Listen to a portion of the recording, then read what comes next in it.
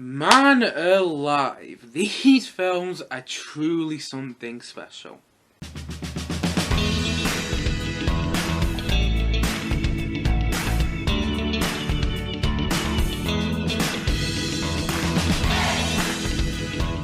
Why I love the Mad Max films. So I hadn't actually seen a Mad Max film until last week. I hadn't even seen Mad Max Fury Road, which came out in 2015, because I think at that time I was more obsessed with the first Jurassic World film, and also I was obsessed with rewatching the Star Wars movies because Star Wars: The Force Awakens came out that Christmas.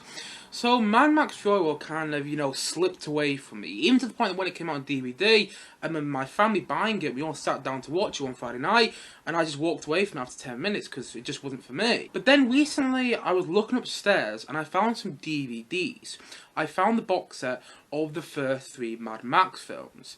And about a week ago now, I watched the first Mad Max film. And I just loved it. And then I watched the second Mad Max film, Mad Max The Road Warrior, and I just loved that one even more. And then I watched Mad Max Beyond Thunderdome, and I loved that one as well. I don't care what anyone says. I think that the third Mad Max film is great. And then last night, I watched Mad Max Fury Road. And my God, I couldn't believe how good it was. It was amazing, Mad Max Fury Road. And it was just... yeah, it was something else. Honestly, these movies are insane. They are crazy, they're exhilarating, they're heart-pounding, and they are so brilliant. They really are. And I love them to pieces. I really do. That's why I'm making this video today, because I want to talk about how much I love these movies. Because they are amazing. They really are. They're insanely incredible. I can't get over how good these movies are. The action in these films is it's astounding what they do. It really is. I'm amazed that none of the stuntmen who were involved in these movies died on set. I'm amazed at that, because all the stunts are practical. There's no CGI, not even in the fourth movie. In Mad Max Fury Road, the fourth Mad Max film, there is a bit of CGI in there with all the mouth stuff and things like that. But at the same time, though, it's all proper stunt work. There's no CGI in the big action sequences, and it is astounding to watch. It is heart-pounding, it is intense to watch, and you actually feel quite anxious watching these action sequences take place, because you don't know where it's going half the time, unless you're sat there like, oh my God, this is brilliant, and you feel that with all 4 Mad Max films. Even the third one, which doesn't have as many, high-speed car chases as the other 3, the third one has this great final act, which literally had me on the edge of my seat, and I was smiling, and I just laughed along with it, and I love the third Mad Max film. I don't care what anyone says. I think it's fantastic. I even think Tina Turner's great in that movie. I know a lot of people have problems with the fact that Tina Turner is in Mad Max Beyond Thunderdome. Personally, I think she fits into the movie great. I really like her in it. And I just think that all 4 movies are phenomenal. I think they're amazing. I really do. You can see how excited I'm getting about these movies. I love them so much. The first Mad Max film is a great revenge thriller, and I love the action in that movie as well. I love how visceral and brutal it is. You feel all the brutality that Max goes through in that movie, and I think that's great. And then the second Mad Max film as well is even more brutal, and it's even more brilliant. And then the third one is brutal as well. Not in the same way as the second one, but it's still so good. And then the fourth movie... whoo! It was amazing. It really was. I was watching Mad Max Fury Road, the fourth Mad Max movie, last night, and I was watching my TV here. You guys can't see that, but it's my TV here, and it's not a small TV, but it's also not a big TV either. And honestly, it's a gorgeous movie to watch. Visually, it is stunning. It really is. And I was just watching it thinking, if only I'd gone to watch this movie at the cinema back in 2015. The film is a 15. It's a 15. It's aged. It's rated 15. So I don't even know if I would have been old enough to go to the cinema to see it back then, back in 2015. But the thing is, though, I was watching it thinking, oh my God, if I ever get the chance to watch Mad Max Fury Road in the cinema, I'm going to accept that offer in a heartbeat. I'm not even going to question that offer. I'm going to accept it in a heartbeat. It's one of the most visually gorgeous films I have ever seen. I was watching thinking, why can't all films look like this? It's kind of the same way I felt about Elvis, you know, my favourite from the year so far. I was watching it going, this just looks amazing. It looks expensive. It looks gorgeous. It looks stunning. The visuals are changing from moment to moment, but in the way that the film kind of... It's so good. It was brilliant. I couldn't believe what I was watching with the fourth Mad Max film. And the fact is, the fourth Mad Max film was made in 2015, 30 years after its predecessor. I'm pretty sure Mad Max 3, you know, aka Mad Max Beyond Thunderdome, came out in 1985, and then 30 years later, we got the sequel. I think I'm getting the maths right there. Might be getting it wrong, do apologise if I am. But the thing is though, you know, I sat down to watch the fourth Mad Max film. I sat down to watch Mad Max Fury Road last night. And I was a bit like, isn't going to be as good. It was made, you know, 30 years after Mad Max Beyond Thunderdome. Maybe some people overhyped it. No, they didn't. I was watching that film, and I was like, somehow, George Miller, who directed all the three previous Mad Max films, captured that same energy and intensity and just madness of the previous three movies, but just in the most amazing way possible in the fourth film. I was watching, like, I couldn't believe what I was watching. It was that brilliant. It was just... God, it was amazing, Mad Max Fury Road. It really was. It's one of my favourite films of the past couple of years. I mean, I've got to admit, I kind of prefer Mad Max 2, aka Mad Max The Road Warrior, because I just think that the action in that movie is a bit more, it's a bit more intense to watch, but the action in Mad Max Fury Road is something else. And also, I think the story is a bit better in Mad Max 2. But nonetheless, I love all the movies so much. And also, I love how there's little dialogue used throughout all four films. Like, I think the film with the most dialogue in the Mad Max franchise, if you will, is the first movie. And you kind of understand why, when you're watching that film. You understand why there's not that much dialogue, particularly with the character Max, through the next three films. I'm not going to give anything away in case you haven't seen the first Mad Max film. But by the way, if you haven't, go and check it out, because it is brilliant, and it's exciting, and it's one of the best main movies from that period, in my opinion, that period of cinema. A fantastic period of cinema in the 70s, but still, nonetheless, you know, I love how it's that whole thing, you know, show don't tell. There's not a lot of dialogue.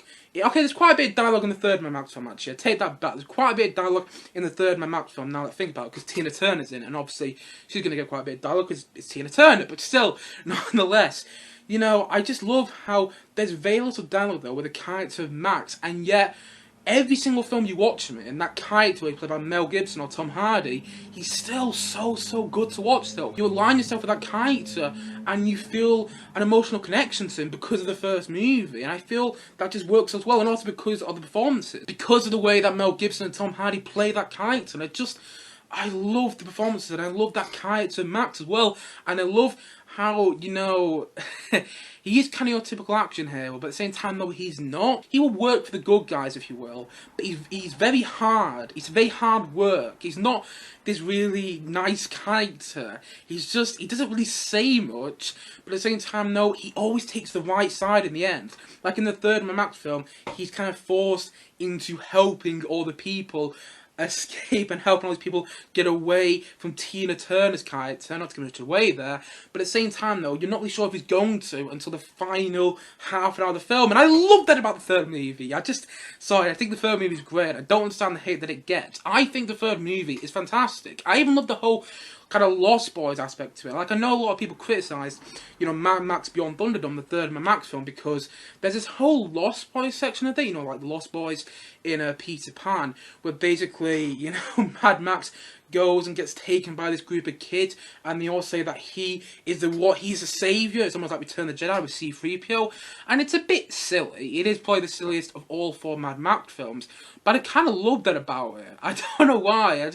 I think it's great, and also, I've said it before and I'll say it again, Tina Turner is great in that movie. There's a lot of films where you have, like, an artist who will want to be an actor, and then they star in a big blockbuster, and quite a lot of times it doesn't work. I mean, it does work in some cases, like in Lady Gaga, A Star Is Born, and it works again here as well, in my opinion, though. It works again with Tina Turner in Mad Max 3. I'm not saying her performance blew me away, and I do think Mel Gibson was better than that film, but at the same time, though, I think she worked. It didn't bother me that I was watching Tina Turner in that movie.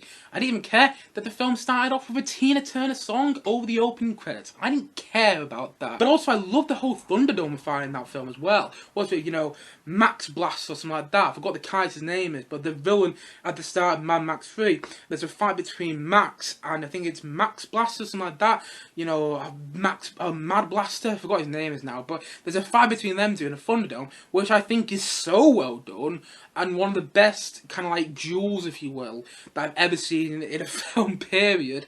And I think that the final act of Mad Max 3 is just so great. But it isn't as good as the final act of Mad Max The Road Warrior, aka Mad Max 2, or Mad Max Fury Road. Like, I was watching the final car chase, the final big truck chase in Mad Max Fury Road yesterday, and I couldn't believe how good it was. Especially for the fact that it was made in 2015. Like, you're watching, like, bloody hell. I didn't know filmmaking was still this good this many years on, and they're making another Mad Max film. Now, apparently, it won't have Max in it. It's going to be based around the Furiosa character, Charlize Theron's character from Mad Max Fury Road, but she's not even going to be in it. It's going to be Anya Taylor-Joy, who's a great actress. She's going to be playing the role of Furiosa, young Furiosa. But George Miller's still directing. So even though I didn't have Max in, which kind of inflates Max sound a little bit because I love that character, George Miller's still directing, and he does such a good job with these movies. Like, I think he co-directed the third film. I'm not entirely sure about that, but I think he co-directed the third Mad Max film. So maybe that's why it feels a bit different than the others. But his direction is so visceral in these movies. There's no boundaries or anything. He's just pushing the boundaries all the time. He's going outside the box. And it's exciting. You're watching them going, I don't know where it's going, but I know it's going to be crazy because it's George Miller of a Mad Max film. It just gets crazy as it goes on. Honestly, Mad Max Fury Road is one of the craziest and most insane films I've ever seen. And the fact that it's all practical, and the fact that the making that movie was apparently a bit of a shit show because, like, Tom Hardy and Charlize Theron, the two main stars of that film, didn't get along. But at the same time, no, it turns out so brilliant. I don't know what goes into making a Mad Max film. I really don't. But I think the end result is something to behold. I just think it's, like I said before, insanely incredible. I love these movies so much. I love the musical scores in all four films. I love how they're kind of different as well. Like, the musical score of the first film is a bit more underplayed, but at the same time, adds attention to that movie. The musical score on the second film is a bit more, it's more grand, and that's the same with the third film. And then the fourth film, it's very much a Hans Zimmer score. I don't know if it was Hans Zimmer actually doing the score, but it sounded very Hans Zimmer-esque, but it works in the context of that movie. And I think the musical scores for all four films are fantastic. I think the performances for all four films are great as well. And also, I love some of the side characters, like Charlize Theron's Furiosa in Mad Max Fury Road. I thought she was a great character. And I also love the Immortal Joe in Mad Max Fury Road as well.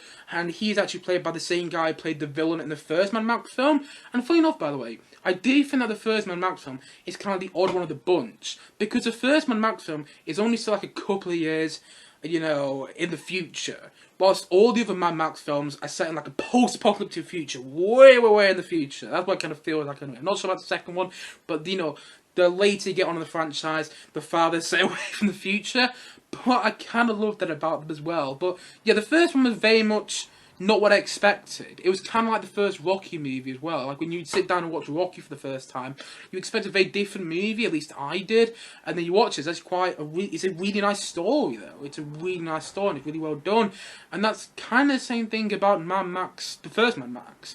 You watch it, and you kind of expect something like Mad Max Fury Road, at least I did, from what I'd seen of that movie, because I had seen bits of it back in 2015/2016, whenever the movie came out on DVD.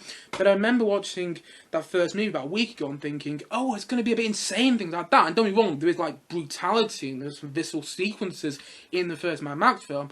But again, it's very much a human story, and I really like that about it. And I still love that first Mad Max film so much. And also, all four of the films have a human story in there. And I just think that human story, the heart of all four Mad Max films is particularly present in the first movie. And I think, you know, if you watch the franchise as a whole, it makes the fourth movie better though. Like, if you watch Mad Max 1, 2 and 3, and then watch Mad Max Fury Road, it makes that experience better. At least it did for me, because, you know, it's kind of like all those films combined. You had, like, the big truck that they had from Mad Max 2 in the fourth film. It looked like the same truck. You had the same sort of character interactions.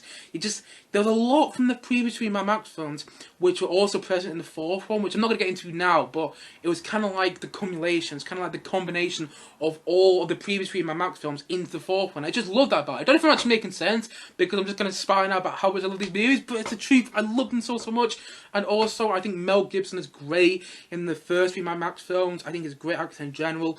And it's kind of a shame he wasn't in the fourth film, because I would have liked to see him in his old age doing some of those stunts. But Tom Hardy's still great. I love Tom Hardy as an actor as well. I even like him in the Venom films, which is saying something, because I really don't like the Venom films whatsoever. But still, nonetheless, you know, I do think Tom Hardy plays a good Max. I don't think he's as good as Mel Gibson, but still, he's great. And oh god, I love these movies. Like, the car chases are just amazing as well. And the action is just, it pales in comparison to every other action movie I've seen. Granted, I haven't seen all the action movies ever made, but still, nonetheless, I watched the Arnold Schwarzenegger action movie from, 1986 or 1985 this morning, Commando, which I didn't really like that much, and the action was kind of like gun shooting, and Arnold Schwarzenegger making, you know, cheesy one-liners at the end, where basically there's a scene in Commando where someone gets, like, this steam pipe stabbed through the heart, and then Arnold goes, "Oh, it's time to let off some steam." And I'm like, oh god, this is like a Roger Moore Bond film, but it doesn't really work. And like, there's some other good action movies as well, which is kind of fun to watch. Like the first Predator is a great 80s action movie, as I always say.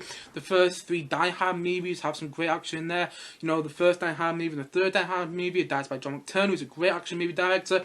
Also, at the same time, though, what other movies I watched recently? True Lies with Arnold Schwarzenegger again. Been watching a lot of Arnold Schwarzenegger movies recently, but True Lies is a fun film, and you know, there's plenty of fun, poppy action movies out there, which, you know, are alright for like a Friday night watch, like a Saturday night watch. But they pale in comparison to the Mad Max films. Honestly, if you don't believe me, watch the Mad Max films. Like, the action in them are incredible. Like, it's really just... It opened my eyes to something in cinema which I never knew could be possible. I never knew you could have action sequences like this in films. I never knew that until I watched the Mad Max films. Like, I kind of wish I watched them sooner. But so we can hear a bike outside. Yeah, that kind of suits with the review I'm doing today. The bike outside. If you watch the first Mad Max film, you get the bikers in there. But still, don't you know what I'm going on about. You have a clue if you haven't watched the third Mad Max film, but you get the point I'm making. You're like, it opened my mind up to this new type of cinema, this new type of action cinema, which could be so brilliant. I even think the action in these four Mad Max films, even the third one, yes, even the third one, is better than the action in one of my favourite franchises of all time, Indiana Jones. And I think that the tank chase in the third Indiana Jones film, Indiana Jones and the Last Crusade, is the best action sequence ever. Period. I think it's fantastic. But objectively, I think the action sequences in the Mad Max films, especially Mad Max 2 and Mad Max Fury Road, are better. I've got to admit. And that's coming from me, who thinks Indiana Jones and Last Crusade is, you know, one of my favourite films of all time. It's up there in the top two, and I love these movies so much. I really do. And I know some people complain about the story in these films, saying they're a bit weak. But at the same time, though, I don't think the story is weak in the first film, nor the second film either. And I can understand that problem, that the story is a bit silly in the third film, I will admit that. And the third film is my least favourite of all four Mad Max movies. And by the way, I'll get my ranking very soon in this video. But still, nonetheless, you don't go to watch a Mad Max film to see what the story's going to be like. I don't anyway. I want to see these amazing action sequences, and that's what they all deliver on. I love that about all four movies. And God, they're so good, and they're so well shot as well, like, especially the fourth film. Mad Max Fury Road is just, the cinematography in that movie is astounding. It's stunning. I know what he said that, but it's the truth. The cinematography in the fourth Mad Max film is phenomenal. It really is.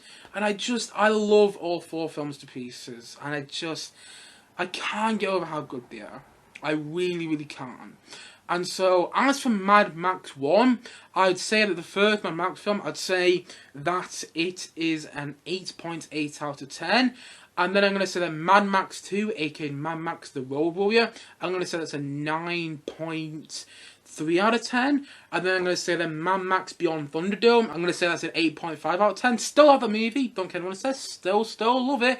And then I'm going to say that Mad Max Fury Road is a 9 out of 10. I preferred Mad Max 2 just a little bit more because I remember watching that movie for the first time. Again, only a couple of days ago, but still, it was just like, I was watching it, it's like something came over me on. It was like, I couldn't believe what I was watching. That's what it felt like. I was on my bed back then, I was clutching my covers. It was so intense and just so well done. I was like, the filmmaking just, yeah.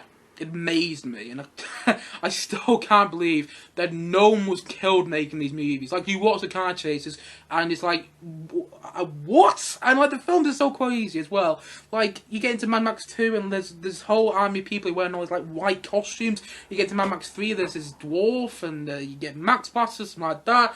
And then you get all these kids in this world. Mad Max Fury Road has all these people who are, you know, in white paint, and it's all weird and crazy, and none of it should work. But it does work. It does work. It is fantastic. And it comes off the screen and I'm like, what is this? I don't know what I'm watching, but you know what? I am fucking loving it. That's all for the Mad Max movies. As for my rankings of all 4 Mad Max films overall, at the bottom I'm going to say that it's Mad Max Beyond Thunderdome, and then I still love the movie. I still love it. It's just like, it's kind of like, you know, A New Hope in the original Star Wars trilogy. It's the worst of the original Star Wars trilogy in my opinion, but I still love it so much. And so the bottom of my Mad Max rankings, I'm going to say Mad Max Beyond Thunderdome, and then next I'm going to say that it's the first Mad Max, and then I'm going to say that it's Mad Max Fury Road, and then the top for me is Mad Max 2, aka Mad Max The Road Warrior. God, I love these films. I really do. And one thing I was going to mention was Bruce Spencer as the helicopter guy from the second Mad Max movie. He's also in the third one as well. He's got a kid in the third movie, and his guy rides a plane. And there's this great funny scene in the third movie between Max and him, where basically Max sees him again and he goes, "You, it's your lucky day." And he goes, "It is?" And he says, "Yes, get the plane, we're going out there." And he goes, "Are we?" It's fantastic. I might be remembering that scene wrongly, and I might have just, you know, reacted it horribly in this review today, in this video, but I don't care. Get the point I'm making. I've gone crazy doing this review. I've gone crazy with time and crazy with all these films. I have. It's like I'm reenacting a Mad Max film. No, it's not as crazy as a Mad Max film, but still, nonetheless, if you haven't watched these films, what are you waiting for? I can't recommend them enough. I love them so much. And by the way, I should also say George Miller, who's the director of all 4 Mad Max films, he's currently directing the new one. He actually has a movie out this week called 3,000 Years of Longing, which I haven't checked out because, a little thing I should say here. By the time this video comes out, I should be on holiday. I should be, which is kind of cool. So I won't be uploading as much. That's why I've been a bit slow in my uploads recently, because I've been going on holiday, so I've had a lot of things on as well. Trying to get the podcast going a bit more. Which, by the way, if you haven't checked out some of the episodes of the podcast, go and check them out on Spotify and also on this YouTube channel as well, because that's greatly appreciated. But still, nonetheless, I haven't checked out 3,000 Years of Longing yet, but I'm looking forward to it because it's George Miller, and I'm not expecting Mad Max that movie. I'm not, but at the same time, though, going back on these Mad Max films, I love them to pieces. The action in these movies is just, it's amazing. It's flabbergasting. I don't know if that's a word, but I'm flabbergasted by the action of the films. That's what I should say there. I'm flabbergasted by the action of these movies. The performances are great. I love the characters in the films. I love how random, but also how they kind of work in their own way in these movies as well. And I love them so much. I really do. These are now some of my favourite movies of all time. They really are in my top 20 movies of all time. I wouldn't say they're in my top 10. Maybe Mad Max 2 is. I have to think about it a bit more, but still, nonetheless, you get the point. I love these films so much, and just to reiterate my rankings, I'd say that number 4 on the Mad Max films for me, a film that I still really love, is Mad Max Beyond Thunderdome, and number 3 for me is the first Mad Max, and number 2 for me is Mad Max Fury Road, and number 1 for me is Mad Max 2, aka Mad Max The Road Warrior, which one thing I haven't said yet, actually. I think Mad Max 2, aka Mad Max The Road Warrior, is one of the best sequels ever made. I think it's up there with Empire Strikes Back, Godfather 2, and so on and so on and so on. I think it's one of the best sequels ever made, and I just, Oh, I love that movie so much. Oh yes, I love the Mad Max films. I really do, and I've gone a bit crazy talking about them, but you get the point. I'm so passionate about these films, and this is what I get like when I'm happy about something, and this happy and this passionate about loving something. This is what I get like, and I love that I do, because I love when I love something, and I love the Mad Max films so much. I really do. Just made my room wobble there, but still, nonetheless, yes, I can't recommend all 4 Mad Max films. I can't recommend them enough, and yeah. So for me, that's why I love the Mad Max movies. Ooh yeah.